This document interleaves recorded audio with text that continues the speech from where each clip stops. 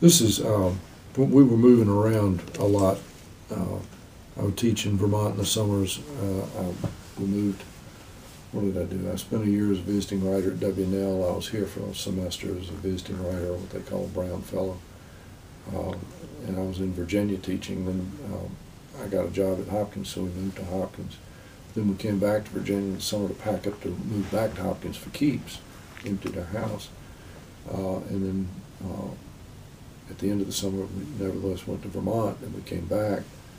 And then we moved down here, so I don't know, it's 5 or 6 moves in very short order.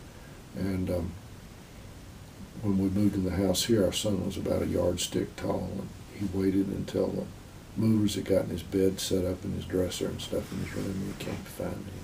Did you come in? I said, yeah. And I followed him into his room, and he stood in front of his bed with his arms folded like this. He said, "This is it, right?" I said, "What do you mean?" He said, "No more moving, right?" I said, "All right." Well, he had had a nightmare one night, and it was wild horses. And the names for the horses, I said, "Well, what are the names?" You know, I was trying to get him to wake up enough to talk about it a little bit to get over it, you know. And he had 4 names, and I wish I'd written them down. The only 2 I remember, the names were Dottie and Minchin. Can you name a horse Minchin? What? Anyway. So this is not about him specifically, but it's a little bit about the anxiety or something that children can experience, or anybody could. The horses, imagined by a boy who cannot get himself to sleep, are grazing so deep within a story he cannot say what it means to keep such things inside and at a distance. They are a silent governance he feels but cannot name. The horses change and are the same. They run miles farther than the meadows in which he sees them run. They have no shadows, are unceasing, and they never die.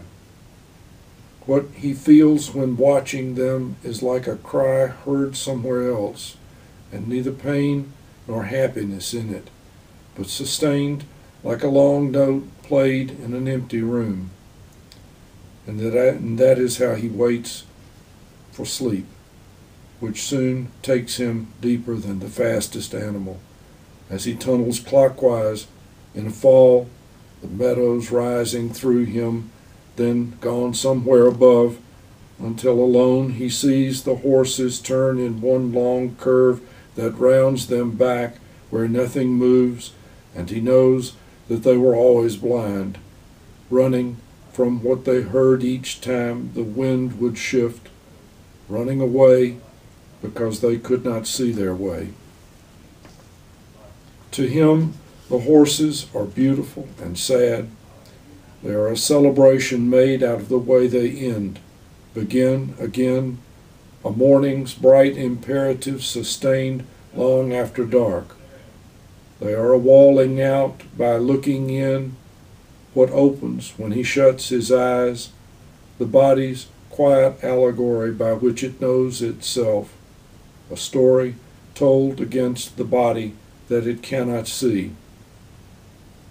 The horses run because they're free and incomplete, while poised somewhere between the half-light in the hall and what he's seen inside, the boy wakes or sleeps or turns against his sleep, naming a larger self that rests invisibly, yet in sight of what it sees, rests without feeling, in the calculated ease of someone small, afraid and fragile, alone and looking out, flexed but agile.